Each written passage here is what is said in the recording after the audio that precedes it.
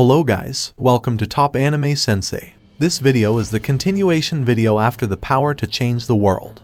So if you have not watched it, then please watch it. The link is in the description. So without any further delay, let's start. But before we start, please like, subscribe and press the bell icon for more updates. The curse proved ineffective. With his genius, Yuki already grasped the rules of this world. When he crossed worlds, he acquired the power he so wanted, the power to change the world. It was soul power, a pure form of energy that could freely adapt its nature. Its name was Unique Skill Creator. When he told Rimuru that he didn't have any special ability, he lied as naturally as he breathed. His first act of creation, using his skill, was to create the ability that would nullify evil intentions against himself, anti-skill. At that moment, Kazelin's scheme was ruined. He even lost to Yuki, becoming his servant in the process. Yuki, on the other hand, discovered his race in DATTA in this world. This was a world where the strong trampled the weak. It was built on an imperfect system that still had a long way to go until it was fully developed. And so, Yuki thought that if he could become the ruler of this world, then he could lead this world in the right direction. Yuki was determined to challenge this unjust world head-on. His next step was to wage war against this world itself. Conquering the world, Yuki began moving towards his goal. Yuki, accompanied by Laplace, Footman, and Terror, escaped from the chaos they unleashed at the church. Their first priority was to escape from the Holy Empire of Lubelius. While it was tempting to hang around a little longer to watch the chaos unfold, it wasn't worth the risk. The berserk hero Krinoa wasn't a force to be taken lightly, and she certainly was not someone Yuki could control. She was lashing out indiscriminately. Everyone there was her enemy. She was a truly terrifying force. Granbell must have known this when he asked to cooperate with Yuki. It was a tough pill for him to swallow, but Yuki had to admit that he'd simply been outsmarted this time. "Ain't we the biggest losers here?" Laplace complained. "All that work distracting DemonLord Luminous to get an opening, and we were this close to getting the ultimate weapon. The hero." Ho ho ho, Footman chuckled. "That one's on a whole other level. It's a shame we let it go. But everyone who took that thing on has gotta be dead by now." Footman had a point, but Yuki was far from convinced about the latter. The hero couldn't possibly have dispatched everyone there that easily, he thought. "We can't guarantee that, though," Laplace remarked. "No matter how you put it, DemonLord Rimuru is stupidly powerful. Plus, Luminous and Leon were there too. With 3 Demon Lords and several powerful Magians, both sides had equal chances of winning." "You have a point. Granbell is an ex-hero, so he's also pretty strong. I wouldn't bet on who won out in the end there," Terror added. Those two were not as optimistic as Footman. Like Yuki, they thought that Rimuru and his entourage had a chance of winning against Krinoa. To Yuki, Krinoa winning would be the best possible outcome. If that were the case, not only could he get rid of the nuisance Rimuru and the hindering Granbell, but also the future threats, namely Luminous and Leon, whom the clowns despised. All these threats would disappear, and it would essentially put control over the entire West in Yuki's hands.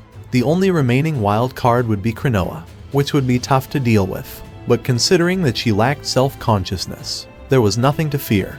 By using a couple monsters as bait, they'd be able to lure her off to some far corner of the desert anyway. Raw strength alone wasn't enough to pose a threat in Yuki's eyes. That's why he wanted to stay behind and watch the battle play out. Actually, running away is the right choice. If we got caught in the crossfire, we'd be taking a lot of hits. Besides, I had an ominous feeling. Yuki's instinct kicked in. In order to make plans for the future, he needed to analyze this chaotic fight. Even though he wanted to stay, Yuki chose to trust his instinct and fled alongside the troop. If Krinoa were defeated, the surviving Demon Lords would surely consider them a thorn in their side. Rimuru seemed to have already noticed Yuki's betrayal. He won't be able to make excuses anymore. The territories and reputation he built in the West would go to waste due to this blunder. He only had himself to blame for having fallen into Granbell's trap. He was merely reaping what he'd sown. This was why he chose to flee as soon as possible. He could no longer hesitate. One of Yuki's strengths was that he was decisive. He had made it through countless challenges with his judgment. This time is the same, Yuki thought to himself, but not a moment too soon. His naive plan hit a brick wall.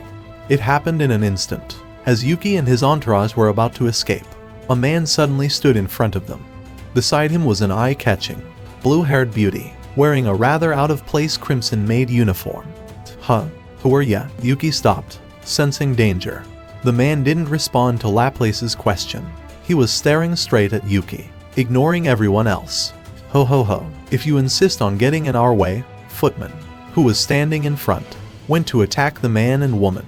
Instead, a figure suddenly appeared and pinned Footman to the ground with one hand. It was another woman, wearing the same crimson-made uniform as the blue-haired one. This one had green hair. Needless to say, it was Misery, who had been busy sabotaging the kingdom of Ingratia until just a few hours ago. Due to Testaross's interference, she had to stop her meddling, and quickly came here thereafter. Since Misery had come, it obviously followed that the blue-haired beauty was Rain. Both of them were accompanying the one and only DemonLord, Guy Crimson, known as the Lord of Darkness. He was the strongest of the DemonLords. His crimson hair, a red sheen deeper than blood, fluttered in the wind. His crimson eyes, glimmering gold and silver stars, gazed down at Yuki arrogantly. Yo, I think this is the first time we've met. You've done well to catch my attention.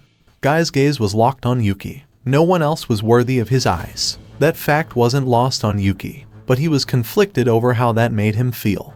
When Footman was easily beaten by Misery, he could measure just how strong they were. Or rather, he could tell by the color of their hair and by those special-made suits. Kigali, also known as Kazalam, and Clayman had mentioned these people. These three fit the bill.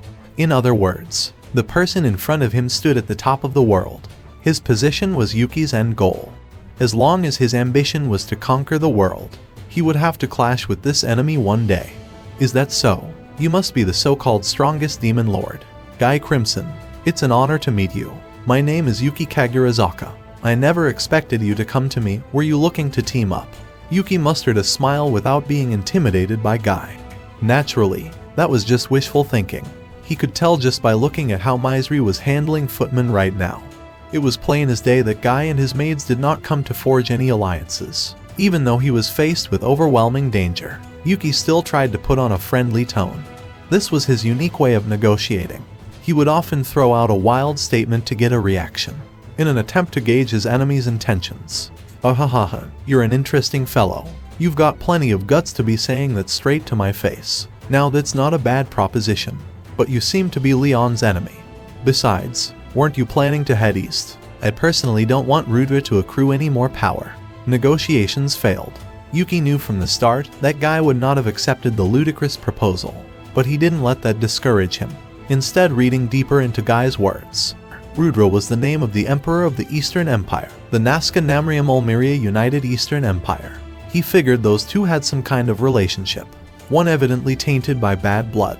So is he trying to get rid of us before we can run to the east? I don't really want to make the strongest DemonLord my enemy, but I suppose there's no other way out. Considering how things have developed, he wouldn't be able to avoid conflict with Guy. They had no chance of escaping unscathed. Under these circumstances, he couldn't resort to trickery either. With all other options blacked out, his best bet was going all out against Guy. Yuki finally came to a conclusion. Never mind. Then, since we're enemies, this timing is impeccable. Before I move my base to the east, I can see just how strong the strongest DemonLord is for myself. Yuki answered, practically taunting Guy. An overwhelming sense of excitement welled from his heart. He had been hiding his full strength all this time, but he had to let loose against the strongest of the DemonLords, if he wanted even an inkling of a chance. The thought of failure never crossed his mind as he stepped forward. Yuki was incredibly confident, so much so that he wagered he could beat absolutely anyone in a one-on-one fight. He saw Krinoa go berserk, which only reminded him of how dangerous she was, but that was all there was to it. It would be a tough battle, but he was sure that he would come out of top if he gave it his all. She wasn't alone though, there were still several hostile DemonLords with her, that being Leon and Luminous, and that good-natured Rimuru had surely guessed Yuki's true intentions. In reality, Rimuru had known Yuki was an enemy for quite a while now, but it was better for Yuki that he did. Otherwise, had he continued his innocent charade in an attempt to manipulate Rimuru, it could have easily backfired. Yuki had been oblivious to this, but he definitely made the right call. Rimuru was his enemy.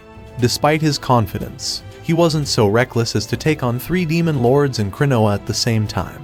Even without his premonition, he would have opted to get out of the fray as fast as he could. And that's it. Thank you so much for watching, And if you guys have not watched my other videos, then please watch them. The links are in the description. And don't forget to like, subscribe and press the bell icon so you don't miss the updates.